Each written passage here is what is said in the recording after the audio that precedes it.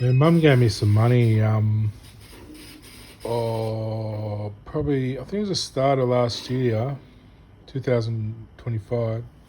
She gave me a bit of money, probably from Grandma, our inheritance. So it was sort of my money, I guess. I don't know. In our family, I always say to Mum, if we share stuff, it always comes back. It evens out in the end. So if you take care of people, and we'll get what we need and that. But yeah, so I was going to buy this laptop, which was worth like over 3 grand for coding and like programming, but I went with a ZenBook.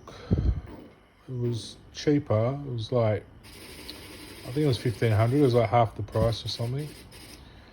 And because it was basically similar, but just not quite as good a graphics card. The other one had a Intel Arc graphics card. It was kind of a good one for programming, so it would run scripts quickly or whatever. I don't know. But anyway, so I got the ZenBook because it's got a touch screen. I wanted to use a stylus and take notes in class. And really, I don't think programming on a computer is that smart. Really, if you want to do proper programming, not on just a regular computer. You really got to have a proper one for programming.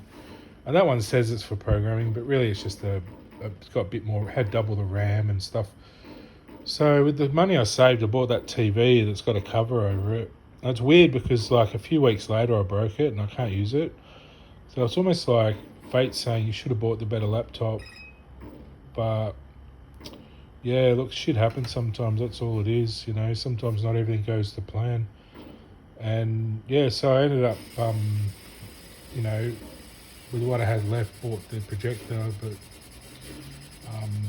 because I wanted a projector anyway, but also wanted a big telly. I wanted to have the telly in front. I've said this before, probably. When people don't validate you, you sort of repeat yourself until it's like a magnetic response. If no one validates it in person, it keeps coming around. That's what happens to me. I end up like a broken recording. It's my relationship with the world to heaven. It's like heaven's asking all these things and no one answers, so it just keeps asking until you're either dead or you agree. It's funny how the world works.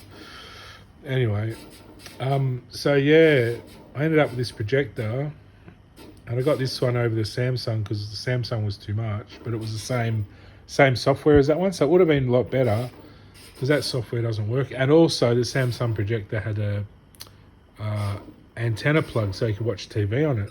So that would have been really cool. So I like just switching off, watching telly, even though there's nothing on.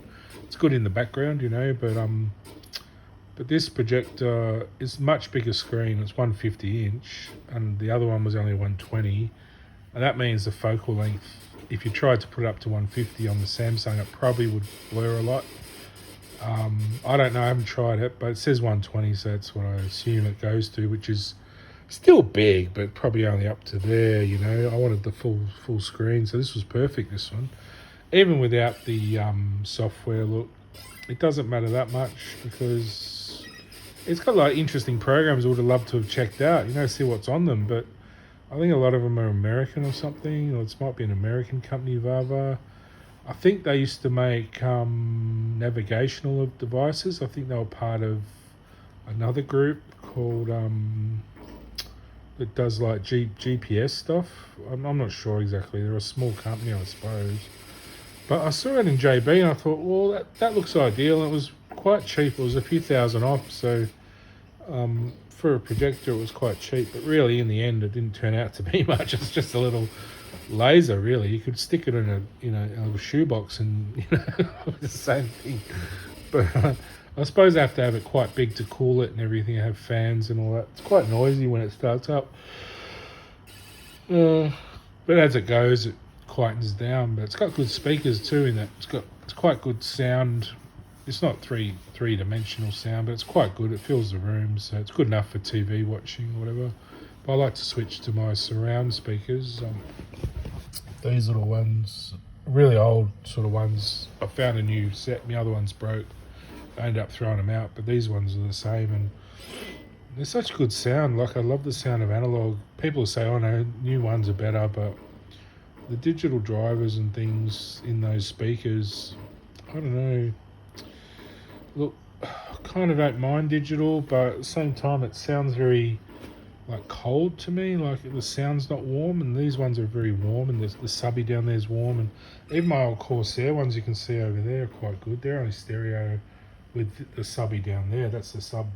They're not really plugged in, but and then behind that I've got my big analog speakers, which are really old. That one's sort of bubbled, but it still works. And they're for my turntables, but I also have two outputs, so I plug the other one into there. So it goes about twice as loud. It's got the subby as well. It sounds quite good, but that's my little setup. But yeah, look, I was quite impressed by that retro arch. Look how good it comes up on the screen. That's big enough to play. You don't really need it up on the big screen. It is fun. If you had a party, it'd be good to have a few controllers and sit around playing some games. We used to do that, and everyone would smoke weed, or get drunk or whatever. But you don't have to do that. You can just sit and enjoy yourself, or just have some popcorn or whatever. I'm a bit over the getting smashed stage. I like just having a few quiet drinks.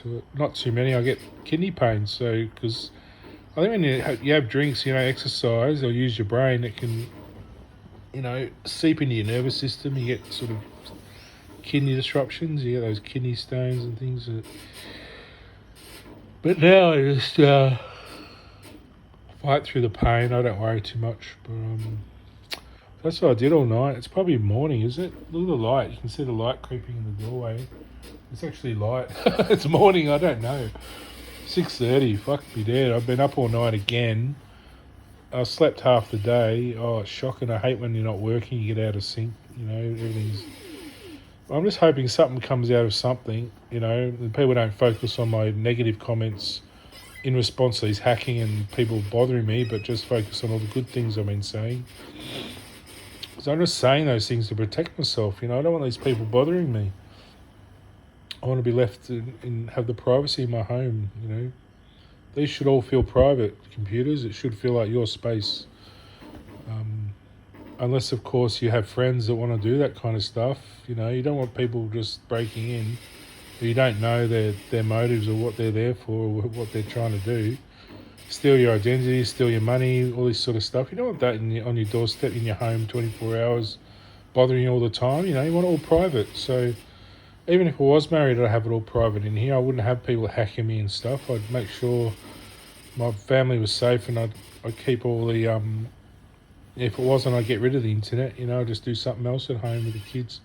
And say, look, if you want the internet, we'll think of something else. We'll have a designated friend house that you go play it on or something, But yeah, not have it 24/7 in the house. Maybe even have a locked room. The kids can go sort of for a few hours, put it all in the one room, lock it with your key, put the key in your pocket, and don't let them in there touching any of it unless they're supervised, or they have like certain 2 hours to do it, and then that's it. Have the games room. None of this shit in their rooms overnight. I think that's the way to do it. Have another room.